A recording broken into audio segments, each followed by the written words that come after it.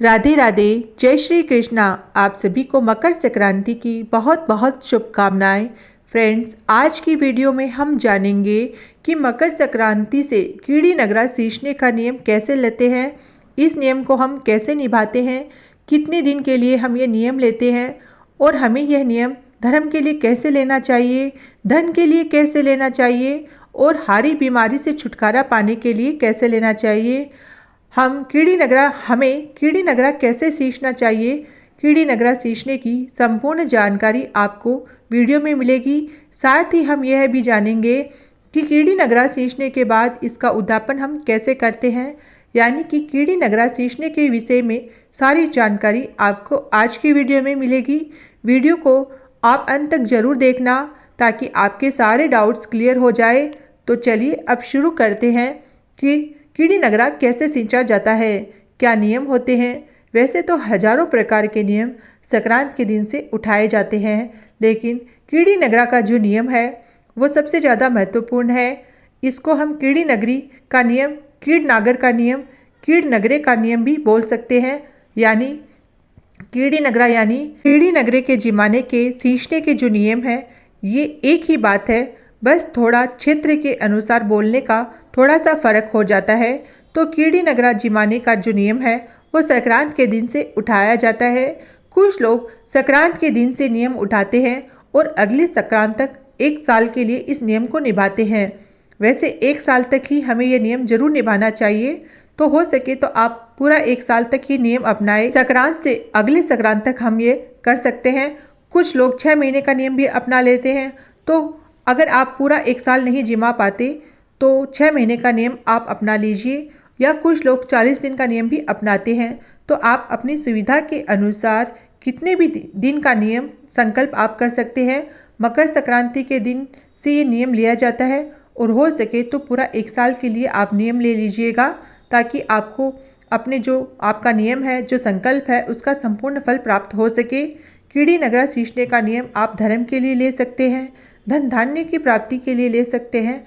आप चाहें तो आप निरोगी काया या घर में किसी को जो बहुत ज़्यादा बीमार रहता है, हारी बीमारी चलती रहती है, तो उसके लिए भी आप ये नियम ले सकते हैं। सबके लिए हमें भोजन थोड़ा अलग अलग लेना होता है। तो कैसे क्या करना है मैं आपको बता देती हूँ। तो देखिए, आटा तो हमें एक तरह से ही तैयार करना है, चाहे आप किसी भी चीज़ का नियम ले रहे हो। सबसे पहले हम आटा ले लेंगे। आप कोई भी आटा ले सकते हैं। यहाँ पर मैंने गेहूं का आटा लिया है। जो आटा आप खाते हैं ना, वही आटा आप ले लीजिएगा। तो यहाँ पर गेहूं का आटा मैंने लिया है। इसमें हम मीठा डालेंगे। आप खांड, बूरा या शक्कर कोई भी मीठा डाल सकते हैं। मैंने आटे में शक्कर डाली है। इसके बाद हमें थोड़ा सा घी डालना है। घी डालने के बाद इसे अच्छे से मिक्स कर लेंगे। सब चीज़ों को अच्छे से मिक्स कर लेना है और ये हमारा चींटियों का जो भोजन है वह तैयार हो जाएगा। अगर आप सिर्फ धर्म के लिए कर रहे हैं, धर्म पाने के लिए कर रहे हैं, तो फिर आपको इस तरह से आटा तैयार करना है और इसमें कुछ भी नहीं डालना। इस तरह से आपका आटा तैयार हो जाएगा। अगर आप चाहे तो आप इसमें गोला भी डाल सकते हैं। गोले को कस कर डाल दीजिएगा। यह आटा हमें एक बार में तैयार कर लेना है। फिर जब भी आप चींटियों को जिमाने जाएंगे तब हम इसमें से थोड़ा सा आटा ले लेंगे। जितना भी आटा आप डाल के आना चाहते हैं उतना आटा किसी बर्तन या पॉलीथीन में ले लेंगे और फिर हम चींटियों को जिमा कर आएंगे। इस तरह से हमें चींटियों का भोजन तैयार करना है। साथ में अब देखिए, ये तो हमने धर्म के लिए किया है। अगर आप धन के लिए कर रहे हैं, धन के लिए कीड़ी नगरा सींच रहे हैं, तो हमें आटे में मीठा डालना है, थोड़ा घी भी डाल लेना है। आटा हमें इसी तरह से तैयार करना है। साथ में हमें इसमें तिल मिक्स कर लेने हैं, तिल डाल लेने हैं। अगर आप धन की प्राप्ति के लिए कीड़ी नगरा सींच रहे हैं तो इस आटे में आप तिल जरूर डाल दीजिएगा। तिल बहुत ही शुभ माने जाते हैं और धन का प्रतीक माने जाते हैं। तो अगर आप धन की प्राप्ति के लिए कीड़ी नगरा सींच रहे हैं तो उस आटे में मीठे और घी के साथ थोड़े तिल भी जरूर डाल लीजिएगा। और अगर आप किसी हारी बीमारी से छुटकारा पाने चाहते हैं, किसी हारी बीमारी के लिए कीड़ी नगरा सींच रहे हैं, तो सप्त धान आपको लेने हैं, 7 अनाज आपको लेने हैं। ये 7 अनाज कोई भी 7 अनाज आप ले सकते हैं। 7 अनाज पीसकर फिर उस आटे में मीठा और थोड़ा सा घी डालकर उस आटे से हमें चींटियों को जिमा कर आना है। यानी कीड़ी नगरा हमें सप्तधान के आटे से सींचना है। यहाँ पर हमने चींटियों के लिए जो आटा तैयार कर लिया है, इसमें मीठा और घी मिला लिया है। अब इसको किसी बर्तन में भर लेंगे। तो ये हम चींटियों के पास ले जाते हैं। चलिए अब चींटियों के पास चलते हैं और चींटियों को जिमा के आते हैं। देखिए, जहाँ पर भी चींटियों की बिल हो वहाँ हम जिमा कर आएंगे। पहले चींटियों की बिल के पास जाने से पहले चप्पलें उतार दीजिएगा और बाद में हम जो भी आटा लेके आए हैं उसे हमें चींटियों का ये जो कीड़ी नगरा देखिए, इस तरह से हमें इस पर ये जो हमारी 5 उंगलियां इससे टच होनी चाहिए। इस तरह से हमें आटा हाथ से लेना है और इस तरह से हमें बुरक देना है।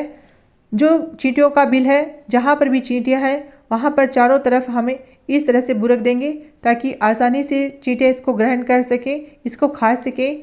हमें चींटियों का जो कीड़ी नगरा है उसको सींचना है। चींटियों को इस तरह से हमें भोजन डालना है। ध्यान रखिएगा कि आपके पैरों के नीचे चींटियाँ कुचली न जाए, इस बात का आप विशेष ध्यान रखिएगा।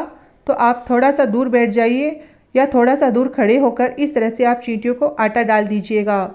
ये बहुत पुण्य का काम होता है और देखिए, इसका पुण्य फल आपको हर जन्म में प्राप्त होता है। तो चींटियों को आटा खिलाना सबसे ज़्यादा शुभ माना जाता है। पहले के लोग तो रोज़ाना ही चींटियों के लिए आटा डाल देते थे।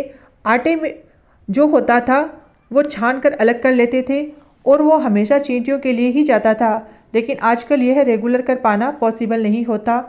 तो आप कम से कम मकर संक्रांति को ये नियम अपनाएं ताकि 1 साल तक आप लोग लगभग रोज़ाना चींटियों को आटा खिला के आएँ। अगर किसी कारण से आप किसी दिन भूल जाते हैं तो फिर आप जिस दिन जाएं, अगले दिन जब भी जाएं तो आप 2 मुट्ठी ले जाएं और उससे आप चींटियों को सींच दीजिए। पूरे 1 साल तक इस तरह से चींटी को खाना खिलाने के बाद फिर हमें अगली मकर संक्रांति को इसका उद्यापन करना होता है। हमें क्या करना है, जिस दिन हमारा संकल्प पूरा होगा, यानी इस मकर संक्रांति को हमने संकल्प लिया है, तो अगली संक्रांति को जब 1 साल हो जाएगा तब हम क्या करेंगे, 3 चूरमे के लड्डू बनाने हैं। 3 लड्डू बनेंगे। चूरमे के छोटे बड़े साइज आप अपने अकॉर्डिंग बना सकते हैं। 3 चूरमे के लड्डू हम बनाएंगे। 1 लड्डू मंदिर में रखना है। आप जो आपके घर के आसपास जो भी मंदिर है वहाँ पर चढ़ा के आ जाइएगा। दूसरा जो लड्डू है वो हमें चींटियों को जिमाना है। रोज़ाना जहाँ पर आप कीड़ी नगरा सींच रहे हैं, कीड़ी नगरा को जिमा रहे थे, वहीं पर हमें जाना है और उस लड्डू को छोटे छोटे टुकड़े करके भोरा सा करके चारों तरफ हम इस तरह से डाल देंगे। चींटियों का जहाँ पर हम आटा डालते थे वहीं पर हम उस लड्डू को डाल देंगे और तीसरा जो लड्डू है वो प्रसाद के रूप में सबको बांट देंगे। तो इस तरह से 3 लड्डू बनाने हैं और आखिरी दिन जिस दिन आप उद्यापन करेंगे 1 लोटा जल भी आपको लेकर जाना है। चींटियों को जिमाने के बाद हम जल लेंगे और चारों तरफ से और जल को चारों तरफ इस तरह गोल गोल फेंक देंगे। चींटियों के ऊपर नहीं डालना है। हमें जल जिस जगह पर हम जल सींच रहे हैं उस जगह के चारों तरफ घेरा बना देना है, उसे सींच देंगे उसको। और इस बात का ध्यान रखना है कि जो जल है वो चींटियों से दूर हो, चारों तरफ हमें डालना है, चींटियों के ऊपर बिल्कुल भी नहीं डालना। तो जब आप जल सींचें तब हमें बोलना है, काली कल जोगिनी माया है अपार, काली कल जोगिनी माया है अपार, बिरला सींच तेरा करियो बेड़ा पार, बिरला सींचा तेरो करियो बेड़ा पार। ऐसा कह के हाथ जोड़ लेंगे और अपनी मनोकामना पूर्ण करने के लिए प्रार्थना करेंगे और इस तरह से उद्यापन हो जाएगा। तो आप इस तरह से, बहुत आसान सा नियम है, थोड़ा सा आटा ही लेना है हमें और चींटियों को जिमा के आना है। तो चींटियों का भंडारा हो जाता है इससे। और आप थोड़े से आटे से कितनी सारी चींटियों को जिमा सकते हैं। तो यह नियम आप जरूर लीजिएगा। इसका उद्यापन भी बहुत आसान है और यह नियम निभाना भी बहुत आसान है। पूरे 335 दिन तक आप ये नियम कर सकते हैं। मतलब कुछ दिन ऐसे होते हैं ना जब महिलाएं पूजा नहीं कर पाती, लेकिन इस नियम में आप किसी भी अवस्था में चींटियों को भोजन करा सकते हैं, उसमें कोई भी दिक्कत नहीं है, ठीक है। और चींटियों को भोजन कैसे कराना है, आटा कैसे डालना है या दलिया जो भी आप डाल रहे हैं कैसे डालना है, वो मैंने आपको बता दिया है। आपको ये वीडियो कैसा लगा कमेंट करके ज़रूर बताना। आपको वीडियो पसंद आया हो तो, और वीडियो आपके लिए बहुत ही यूज़फुल हो तो प्लीज़ वीडियो को लाइक कर देना, मेरे चैनल को सब्सक्राइब कर लेना। जय श्री कृष्णा, राधे राधे।